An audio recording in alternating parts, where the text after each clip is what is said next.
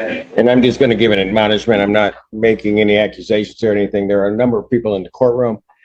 Any outburst, anything will not be tolerated. You will be removed. If you keep giving me problems, you'll be taken into custody and there'll be no questions asked. I hope everybody is understanding. I think everybody understands. Court does call the case of the people versus Fareed. Is it Hajar? All right. Jessica Blanche, here on behalf of people. Good afternoon, Your Honor. The court please Mark Krieg on behalf of Mr. Hajar. And Ryan Murad, PA 3665 on behalf of Mr. Hajar, stand present to my right. Sir, please introduce yourself to this honorable court. My name is Fareed Hajar. All right. I would give my P number, but I don't want anyone knowing how old I am. They didn't have them then, did they, sir? No. Everybody knew each other. My partner, he started when there was no P number. Got it. All right. This is your motion. He can have a seat. Thank you, sir. I have filed a brief, but I have some supplemental information. Yes. I provided the court with a letter from his employer. Did the court receive that? I give it to Ms. Weigland. When was that? I'm happy to, if I may approach the bench. Your Is Honor. that from a Jordan?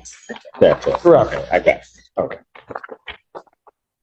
Your Honor, also, I have made a number of representations in the bond motion, and I corrected, there was one mistake that Ms. Blanche pointed out, and she's in agreement. I also want to point out one other thing.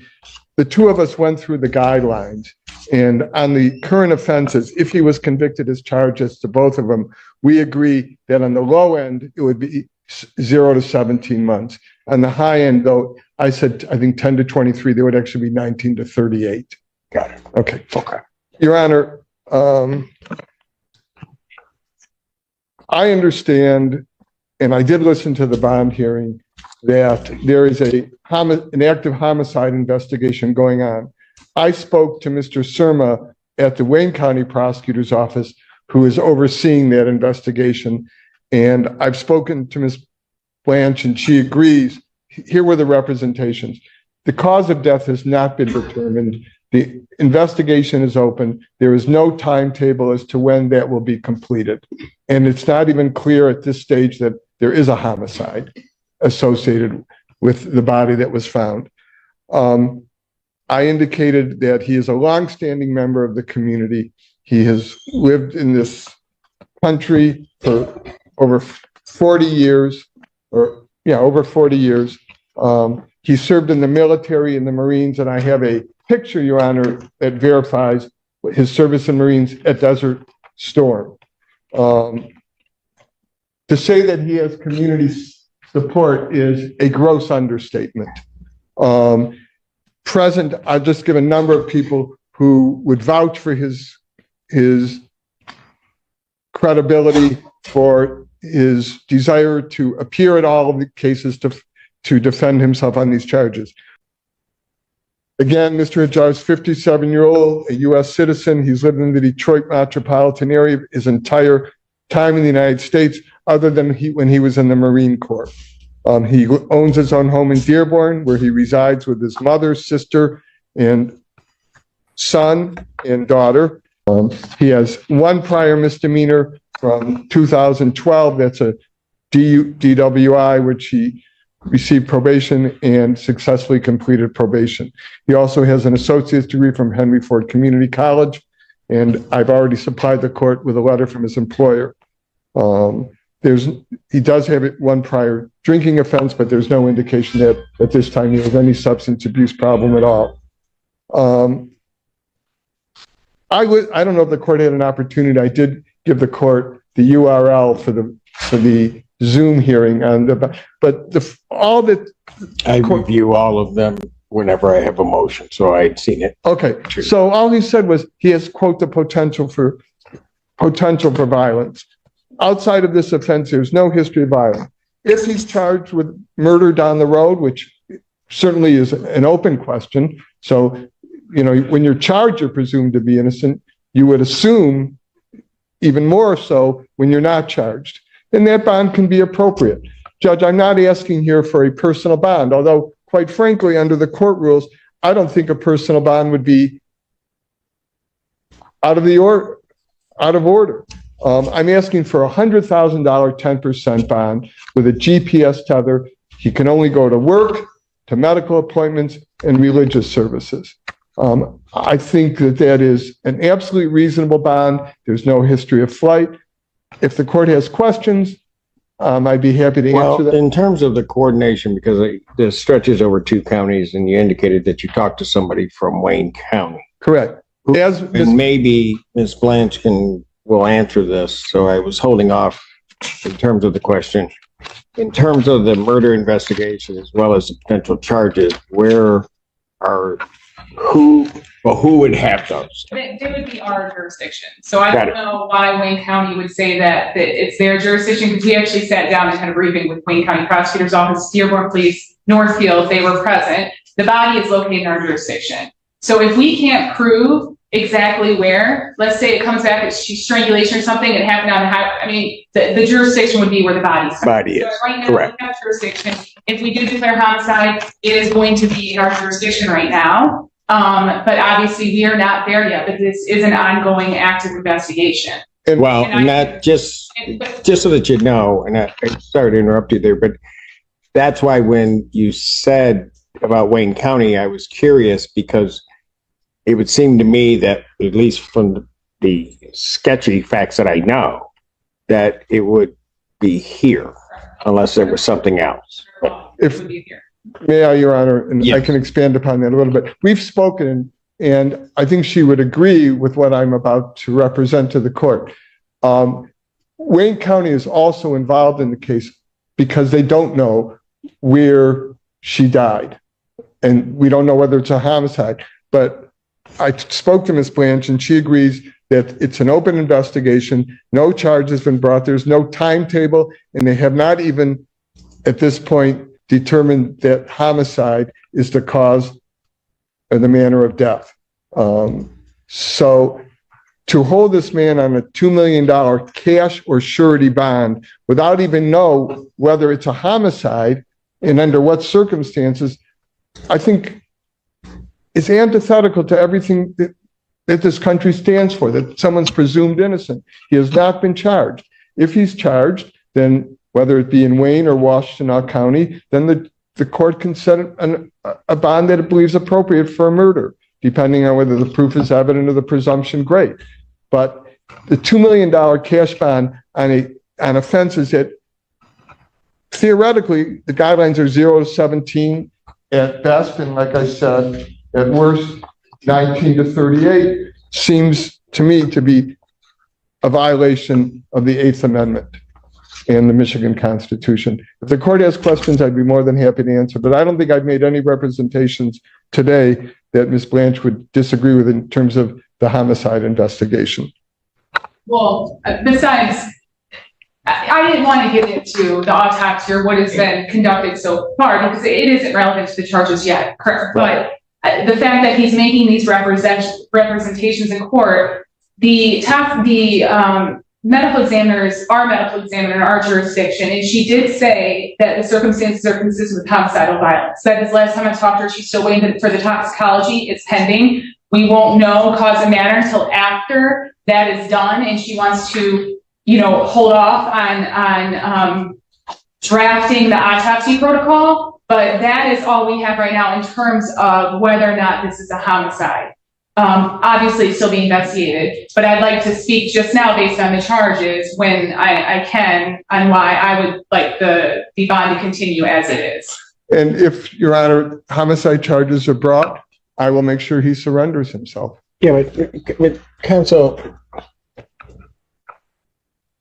if I were to have that preliminary finding, and I realize it's not a finding, but that this is consistent with homicide, and then I have what was, at least from the documents filed by the parties, that there is some connection there. Why wouldn't I take that into account? I mean, what would be inappropriate, I guess, with the court taking that into account. What I think would be inappropriate is that he hasn't been charged and he's presumed to be innocent. But let's assume that you can take it in. I think a $2 million cash or surety bond is still excessive. I mean, I'm not, like I said, I'm not asking for a personal bond. I'm not asking him. Yeah, but counsel, what I'm getting at is you're indicating to me that there's no determination that it's a homicide. I was not aware that there was a preliminary fine. Right. I understand. I'm not saying that you're trying to misrepresent anything to the court. That by no means am I saying that. What I'm indicating, though, is that you want me to take into account sort of the absence of something where there's something going on and I now have something else, but you don't want me to take that into account. And I don't know that courts operate that way. Okay. So let's take that into account. Then I think a $500,000 10% bond would be reasonable. But a $2 million cash or surety bond, it's no bond at all. And even on a homicide, bond may be denied. There's a recent Supreme Court case, bond may be denied where the proof is evident of the presumption great, but does not necessarily have to be denied. You can get a bond on a murder case where the proof is evident and the presumption great. It's permissive as to whether you remand somebody. But on the charges that he's facing now, he's entitled by the Constitution, both of Michigan and the United States, to a reasonable bond. And for a case... I'm hearing you, but I'm just saying the idea of what's going to be a reasonable bond is in a lot of ways also, you certainly laid out the factors in your brief, but it's also the circumstances and sort of context that I'm operating in as to what the reasonableness of that bond is. Okay. I mean, certainly that has to be taken into account.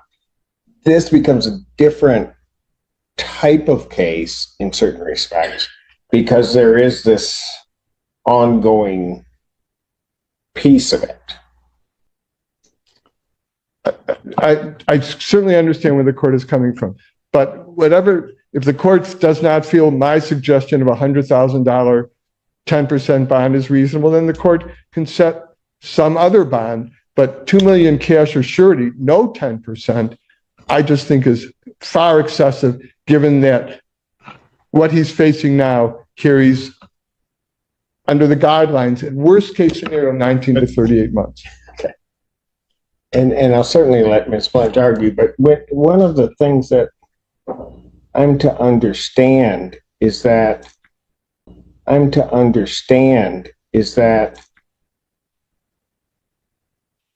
there is, so a couple of things. One, that there may have been misrepresentations as to the knowledge of the individual to the police by the defendant. That's been an accusation. I have not seen any discovery yet, so I can't speak to that. But I know that's been represented by, I've been told that there was a false exculpatory statement made. I'm aware of it. Correct.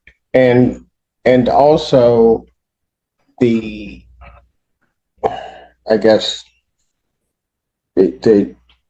phone tracking data, which is also present. So, and my point to that is this, and I don't know how much of the discovery you've seen, what you've seen or None. not. When you're telling me you haven't seen any, then I don't know what I necessarily do with that. But as I'm to gather from this, were this a circumstance of he knew the person or saw the person, saw it with the person, nothing else sort of connects them there, and then the person a week later is found dead, I certainly get your point. I don't think that's what I have here, which places this, at least for me, in a different posture. Because and I'll certainly let Ms. Blanche give the argument and the information to the court on that. From what I gather here, I have, I think, his phone in the township, in Northfield Township. I have, so he sort of tracked to where the body is. That's my And- understanding. And The also, bond hearing. well, right, but then also that there is video where the defendant is in the presence of the decedent in this case. So it certainly, I'm not operating in the vacuum you'd like for me to operate in, because I think I've got something wholly different here. Now, there may be other explanations for it ultimately down the road. I'm not making that type of finding, but I can't leave that out and just ignore it either. Okay. I get that, Your Honor. That's why I'm saying if the court doesn't feel $100,000 10% is a reasonable bond, then the court has a variety about the $500,000 10% bond, $1 million 10% bond, but a $2 million cash or surety bond is no bond at all for all practical purposes. Okay. All right. Thank you. Ms. Blanche. Judge, Your Honor. Oh, I'm sorry. Was there, However, the court's most comfortable. I just want to just add a piece. then I'll let them go first. It's your motion, so go ahead.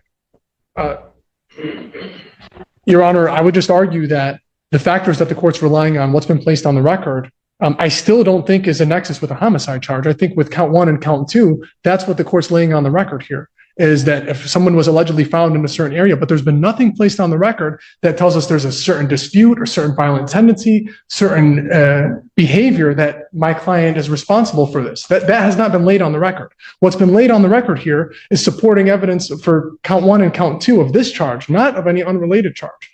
There's been nothing before us that said that there was some sort of issue. Counsel, let me just stop you there for a moment, because there's a bit of a problem here. Why is that? Because yes, that's what you're dealing with at this point. But I think that goes to then ignore the fact that there is this continuing investigation into a homicide. And then with the information, just the brief information that was presented by the people, that what they're, at least the medical examiner is seeing, is something consistent with a homicide. So, and I'll let you finish your argument, but I want to make sure that that you understand how I'm seeing some of this, and that is that if on the surface of it, something is consistent with a homicide, and then I have not just the defendant in the presence of that person, but then I have tracking data that would place him in the township near the body, I'm looking at something totally different. I get what you're saying in terms of the charges, but that becomes problematic, I think, from the court in terms of the setting of the bond and release conditions, because this is something that is fluid. So go ahead. And ultimately, just to finish off, Judge, I don't see that anything's been placed on the record, despite everything that's been placed on the record, that a GPS tether, any sort of confinement provision with that 100,000 10% would not be sufficient to protect any community. I mean, he's hired attorneys. He's going to be confined to his home. He's going to have to put up money. I mean, we have almost this entire community here behind us. We have his 87-year-old mother who lives with him, who he's caring for. He has his 2 children. I mean, his ex-wife, I've never seen an ex-wife come and support any of my clients, Your Honor, in court. So I think we have the community. You just don't know the good ex-wives. Go ahead. My ex-wife came to my I don't know. my ex-wife came to my second wedding. And just to finish this off, Judge, Yes. I'm not sure how many times the court hears this, but I've met with Mr. Hajar. I've met with his lovely family. I really, really think that this is an amazing person. I think he's going to adhere to any of your conditions. I understand that there's a serious situation going on, but as it relates to bond, I don't think that that anything's been placed that tells us he's going to violate a confinement provision or that he won't surrender his passport. He's willing to do all of this, Judge. And we have no problem with him doing this confined to his home and paying at least $10,000. But I'd ask the court to just keep that in consideration when ruling on bond. Thank you. Ms. Blanche. Judge, obviously the victim is deceased in this case. This was called in as a missing person. Her last home location was at the defendant's house. They went to go question the defendant. He said he doesn't know who this person was. And then they started gathering his coordinates of his phone along with video. And based on the video, the victim's last seen going into his house, she never leaves. His car at, I think it's early in the morning, you see his car lights come on, off, and then you don't see the defendant leave his home until later the day when he tracks up to Northfield Township, and her body is located in the place that his phone coordinates and his car, there's video, different places up in Northfield Township where he's roaming around, and her body is then discovered a week later. So she's last seen going in his home, she never leaves, and then her body is recovered a week later up in Northfield Township. I think there's huge grave concern for the community safety. He's been dishonest with police. He acted like he didn't know her. Then he said, oh wait, yeah, I do know her. She was at my house, but she left earlier in the morning. So there is concern for community safety. And the fact that on the records in place, well, how do a GPS tether would be sufficient here? That GPS tether would tether him to the home that this allegedly took place at. The fact that we have a missing person that was last seen in his house.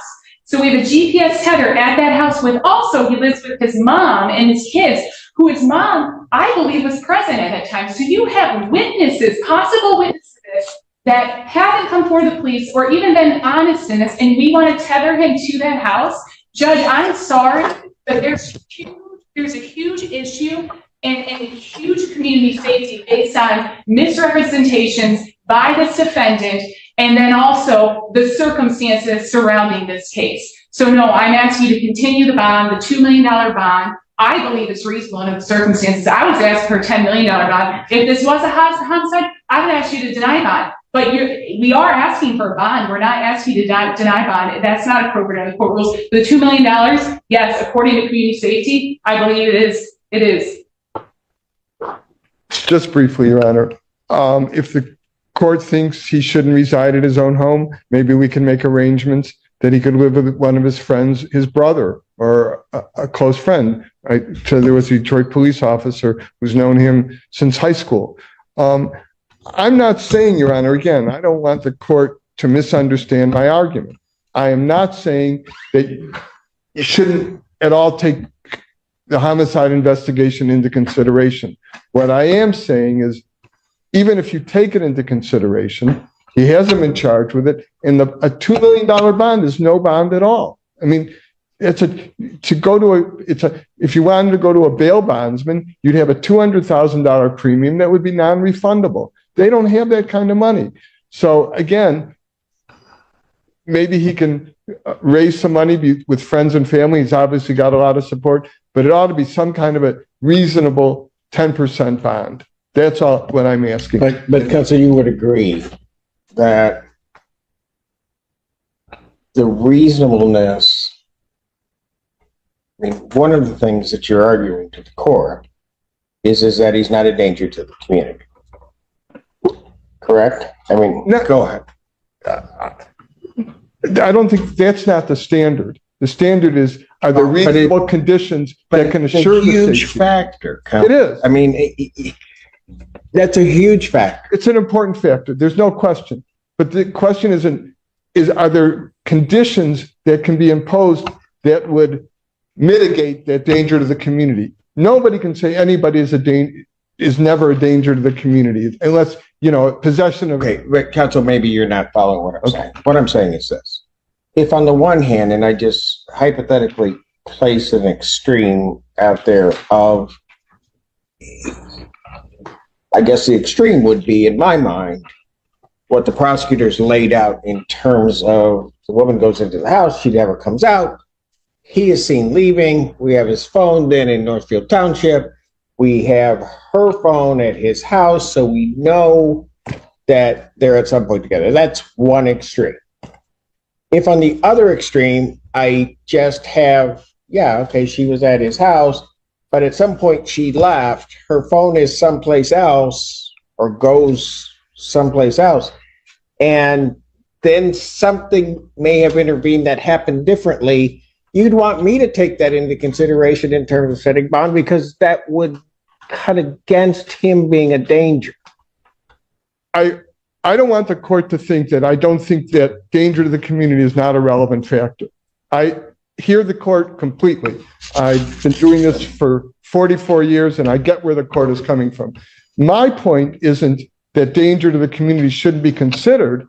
My point is that the bond that is set is unreasonable. And you can consider in determining what the appropriate bond is. It doesn't need to be a $2 million cash or surety bond. But counsel, maybe you A $2 million 10%. maybe bond. you agree or disagree with this, but the reasonableness, especially if I were just using the one factor of danger to the community, the reasonableness of that bond that I may set is certainly going to be dependent in some way with the risk that I see, Correct. right? I agree with that. So it really requires me to sort of analyze what's there and what risk is there. I never forgetting he's presumed to be innocent. I'm not saying that, but just in terms of the risk of what evidence is there. I'm having a difficulty here at this particular moment. And because I don't want to, I want a full, fair hearing for anybody that comes before me. But when you indicate to me that you haven't seen the discovery in some of the stuff that's coming out, and I'm not saying anybody's playing any games, I'm not saying any of that. I would just like the full-fledged argument. There may be a reason, if true, and I have no reason to doubt it, that her phone tracks to his house, which may be inconsistent with statements that he's given. There may be some reason for it. And I don't, where I'm at right now, and I understand why you brought the motion when you did, but where I'm at right now is that gets put out there. I don't have anything on the other side of that. And there may be, and it may be unfair for me to be looking from you if you haven't seen even the preliminary parts of the discovery. The only thing I know is what I listened to at the arraignment and the bond hearing at the arraignment. But let's assume let's say this was a murder, which it's not at this stage, and the cause and manner of death have not definitively been determined. I think a $2 million 10% bond would be reasonable. So what I'm saying is the court should not have to punish him and make him pay a premium of $200,000 that is not refundable. So make it a 10% bond, Your Honor. I don't think this court gets in the business of punishing people with bonds. We just don't. But again, But counsel, some people, sometimes the prosecutor thinks maybe the court's being too lenient or letting people go because of the bonds that we've set. Then there's defense attorneys that get all upset with us saying we're trying to punish people by the bonds that were set. I can tell you every judicial officer in this court, and I know certainly for me, I'm looking at a number of different factors. I rely upon counsel to give me all of those factors. I factor in all of the things that you pointed out. Factor in, is this person going to be a danger to the community? Is there a way that I can, given the circumstances of what's going on, safely release this person into the community and the like? I go through that whole analysis. can I throw something out to the court that I think... Can I stop you? Probably not. You So probably- go ahead. If you told me no, I would keep my mouth shut. I can tell you that. I've learned. Judge, the difference between a $2 million cash or surety bond and a $2 million 10% bond, the only difference is either way he has to put up $200,000. Either way he has to put up, but one is refundable and one is not. And even the $200,000 10% bond, the court keeps $20,000 of that for administrative costs. So all I'm saying is, Judge, if you're going to make him post $200,000, if he shows up, which is certainly isn't chump change, $200,000, that is a significant bond, and he forfeits it if he violates it in any way. And if the court feels that he should live with his brother, who would ask as a third-party custodian, so be it. But I'm asking, Your Honor, that all I'm saying is, even when you consider the homicide investigation, that a $2 million cash or surety bond is excessive. That's my argument, Your Honor. And whether, Well, you just said two things to me, because I'm trying to figure out, and I want to make sure I'm getting your point. I understand you're saying that it's excessive. You're also making the argument, I think, that even if the net dollar amount's the same, that when all's said and done, somebody, whoever would put that up, would like to get some of it back. well, the bail bondsman doesn't get it back. Oh, I know. I am aware of that. But also, the difference is that he could possibly raise $200,000 with the understanding that he's going to show up. These people trust him. They would loan him the money. But with a bail bondsman, he'll never see it again. And nor will the friends and family that are willing to chip in to post the bond. He does not have $200,000.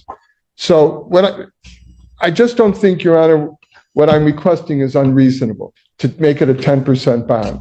I mean, it's obvious this court is not going to, I've been doing this long enough, not going to follow my recommendation of $100,000 10%, although I don't think it's unreasonable, but at least make the bond as it stands a 10% bond, or make it $1 million 10% bond, or somewhere in between. That's my argument, Your Honor.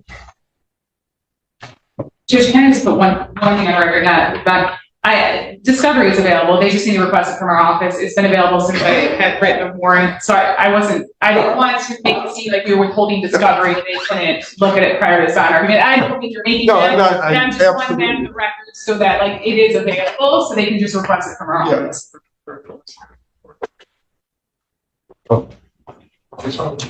He said he did request the investigator's report, but he hasn't gotten it. I did email you for the investigators. PA discovery? I emailed your personal email. No, you have to do No. Okay. Anyway, Your Honor, that's the argument. I just think that at a minimum, the court should make this a 10% bond.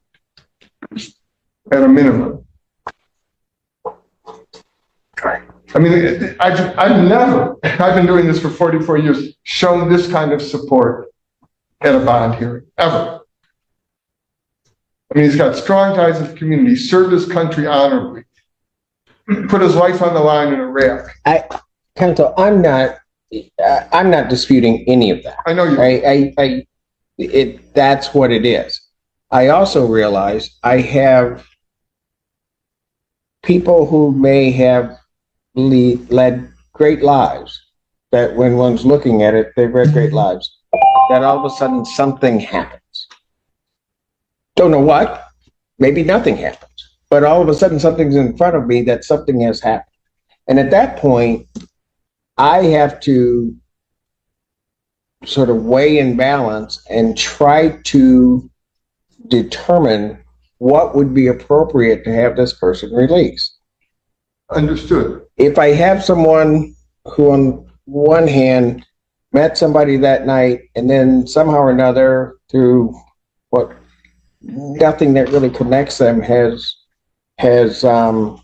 ends up deceased someplace in the field or wherever, that's one thing. If I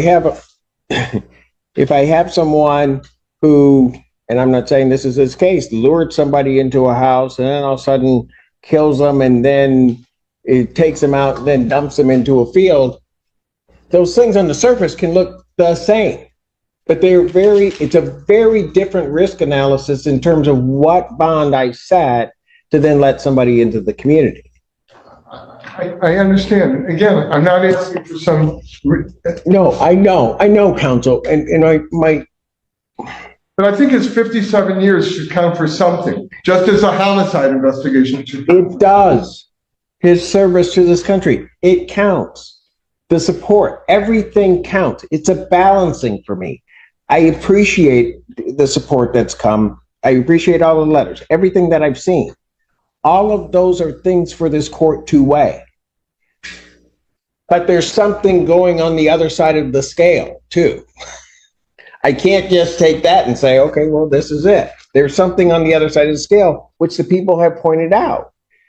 And the problem, counsel, and this is where I want fairness, is that those things that the people are putting forth, I don't have a count. I'm not hearing a counter from you. The counter is, Your Honor, Well, hold it, counsel. I'm not saying, no, what I'm saying is this. I'm not looking for you to give me your whole case. No, I'm not looking for you to do all of that. All I'm saying is what the people have laid out, quite frankly, is some pretty damning things if those allegations are there. And I'm not hearing an answer. I'm not saying that I won't have an answer, but I'm not hearing an answer. And I think the reason I'm not hearing an answer, or even some suggestion of an answer, is because the discovery hasn't been seen. my answer wasn't going to be on the merits of the facts of the case. My answer was going to be, the court said, yes, his life does count for something. And Absolutely. so if that counts for something, and the homicide investigation also counts for something, which clearly this court believes, and I'm not going to challenge that at this stage. So they both count for something. So they both count for something. There's somewhere in between a $2 million cash or surety bond and a personal bond. Well, But that's funny, counsel, because what I would really be arguing in between is what their original request was, which was a 10 million and a personal. So I'm not here to just pick a number. I really, that's not what it is for me. I understand This that. is not, setting bond is not a science, it's an art. Right. So it's tough to do. Right. I'm not trying to beat a dead horse, Your Honor. All I'm asking is that the $2 million bond, he simply cannot make. So if the court made it 10%, there'd be if he can raise that, then he'd have to raise $200,000, which is certainly, as I said, not chump change. It's a significant bond. And I think given that he has not been charged with a homicide, but considering that that's something that is in your calculus, that's a fair and reasonable bond. That's my argument, Judge. And given his long life history that anyone would be proud of up until these charges, that is worth something. And what it's worth, in my estimation, is a reduction of the current bond. Counsel, let me ask you. Okay. I have her phone tracked to his house. Correct. I have his phone tracked to the location of her body. What would you have me do with that? I'm not saying any of that can necessarily be proved, but what would you have when you're talking about me doing the calculus? What do I do with that? You consider that down the road, perhaps there could be homicide charges of some sort, whether it be murder or manslaughter, and that be taken into consideration and is a factor. But there are also other factors that I think can assure conditions or combination of conditions, meaning tether, passport, third-party custodian, that will assure the safety of the community. So again, I didn't ask for a personal bond in this case. I didn't even ask for a $50,000 10% bond. I asked for what I thought was a significant bond, but obviously the court certainly does not agree with that. And so what and counsel, I'm wondering, and I know you're advocating for your client, I'm wondering whether or not you would agree with that if you saw at least the preliminary discovery. What, a $2 million bond? Well, I would, with something other than what you placed in your motion. And I don't know, counsel, and I'm not trying to put you on the spot in that. I'm just saying, if and when he's charged with a homicide, he could be remanded. But counsel, let's say it's not even the homicide charge. But I have those factors all in the charges what I have now. Correct. That's a huge risk. Anytime someone is released on bond, there is a risk, Judge. Yes, but counsel, there are different cases. That's And right. if I have some woman who has disappeared, who ends up dead, who the phones are at the same places, and then within the course of that investigation, I have someone that you want me to let out to say, trust him that he will do this, and I look at his life, I also have that other part that he's been deceptive throughout the investigation. All of that's got to play in. Judge, I don't know, maybe I'm not making myself clear, but what I keep saying the same thing. Yes, if you want to take that into consideration, I understand that. My argument, Your Honor, is that if there's going to be a $2 million bond, it ought to at least be a 10% bond. And that, I think, is a reasonable bond. I've seen homicide cases, murder cases that I've done in my 44 years, and I've done nothing but criminal defense my entire career, where I've seen in homicide cases bonds far less than a $2 million 10%, where there's significant evidence. So what I'm saying, Your Honor, is what's reasonable. And what I'm arguing is a bond that one can't make is not reasonable, particularly where he hasn't actually been faced with, it's not charged with a homicide. So again, I don't want to lose credibility with the court. So I get the message clear, it's come through clear that the bond I've requested is not in the cards. But I think to have this bond where it's at and just make it a 10% bond where the same $200,000 is posted is reasonable and fair, taking into the facts and his life. So counsel, if I set it at $500,000, 10%. I don't think that's $500,000, Judge. Oh, I can do math. Yeah, I get it. That's, can I speak with the family for a minute, Your Honor? See, this is the issue, because he's saying this is not a reasonable bond, but he also in the same breath says it would be reasonable if it wasn't a surety so they could get the money back. So we can bring them, we can provide the money to release him, but we want it right back, so that's why it's unreasonable. So he does have access to the funds clearly to be able to actually pay the bond. So in this whole reasonable thing, there's no case law that counsel has applied to this court saying that this bond that's been set by the magistrate was unreasonable from the start.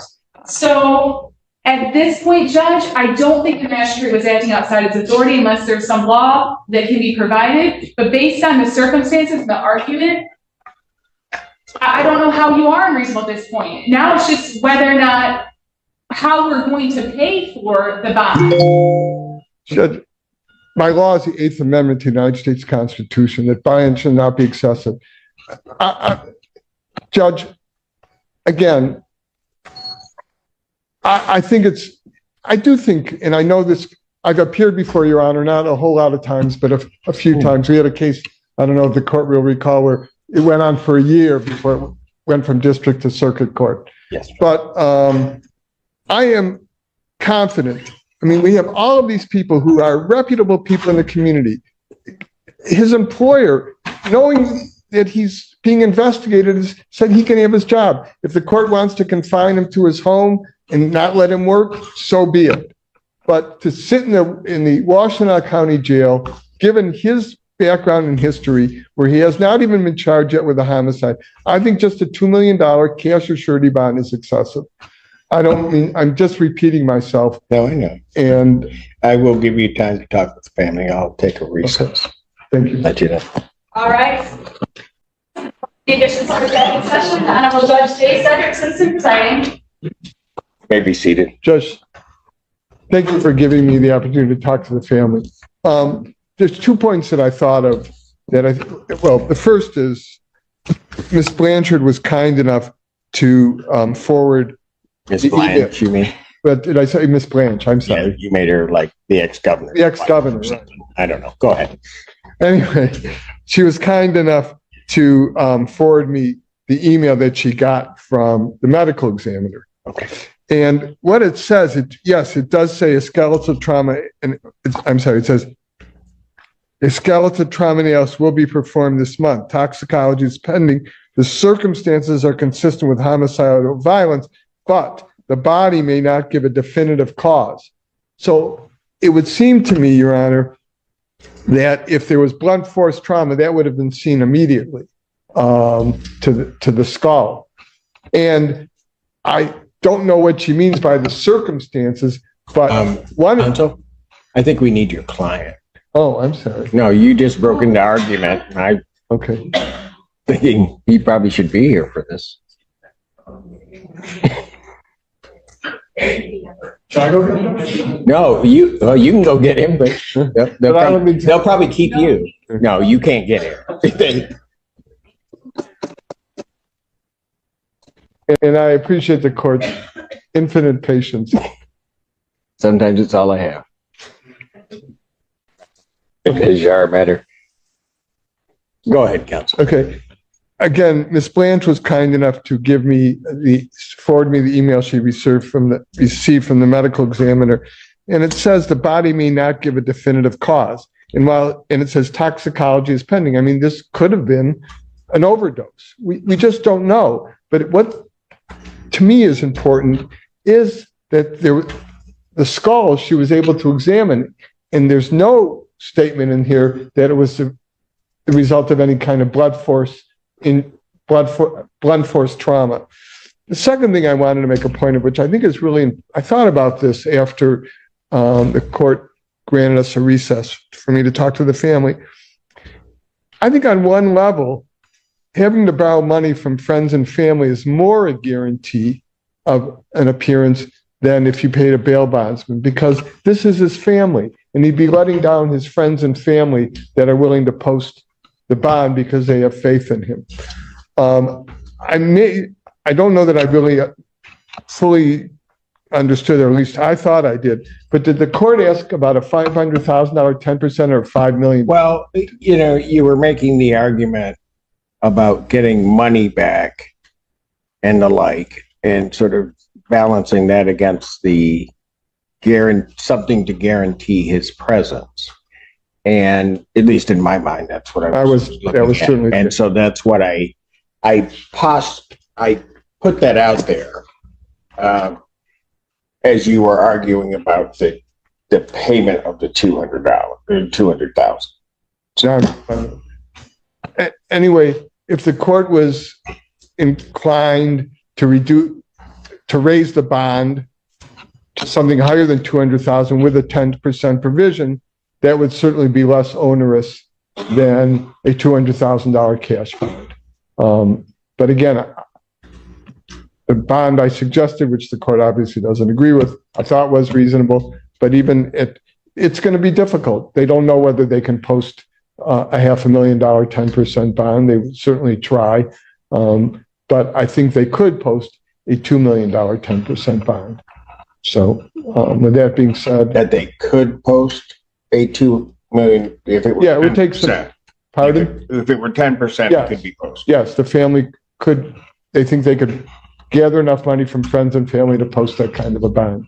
And like I said, I think it is more of an assurance if he's indebted to his friends and family than to a bail bondsman who he has no connection with. And I given, that they may never be able to tell the cause of death, and certainly I understand where the court's coming from, that this could be a homicide. And if it is, then obviously the bond may change.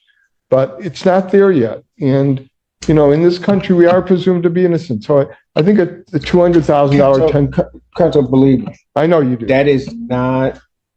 You just are worried about. It is not lost on the court. That whole concept is not lost on the court. Okay. But what also is not lost on the court is the other pieces that are there that aren't necessarily being argued. I understand it hasn't been charged. I also understand that people can't charge a case until they have enough there to charge. But there are. But I've conceded, it's the Judge. Fluid nature of the information that is causing the court some consternation, because this isn't, I have an event. We pretty much know everything about that event and we're done. What I have here is we have an event of some type. We're not even sure what that event necessarily was, but we see some of the manifestations of it. And then there are pieces filling in, like the phones. Right. And those kinds of things that. I get it. And Judge, I want you to understand this. When I made this bond suggestion, if it had been in a vacuum and there was no evidence that this could be a homicide, I would have not asked for a $100,000 10% bond. I would have asked for a lower bond. So it wasn't like it was lost on me. No, I know. You know, that's why I didn't ask for a personal bond, because I do understand how the court might want to consider that there's an open homicide investigation. But again, my point is not that it's irrelevant, because I don't think it's irrelevant, and I don't think I've ever suggested that it's irrelevant. But what I do think is that it's relevant, but so is the life that he has lived that anybody would be proud of up until this point. And so again, if it's a $2 million 10% bond, the family thinks they could raise that. If the court thinks that a higher bond of a 10% is necessary, obviously we have to defer to the court. But I do think the $2 million cash or surety bond is just not reasonable and is excessive in violation of both the Michigan and the United States Constitution. And thank you for your time, Judge. Thank you. Ms. Blanche, anything else? I feel like I'd just be belaboring all the points I made before, but I am, like I said, concerned with community safety based on the fact she was last seen with him, she's found dead, and he's tracking up to Northfield. That's a huge concern. And even if it came back that she overdosed, he didn't even call. If that was, let's say that was the benefit of the doubt for best case scenario.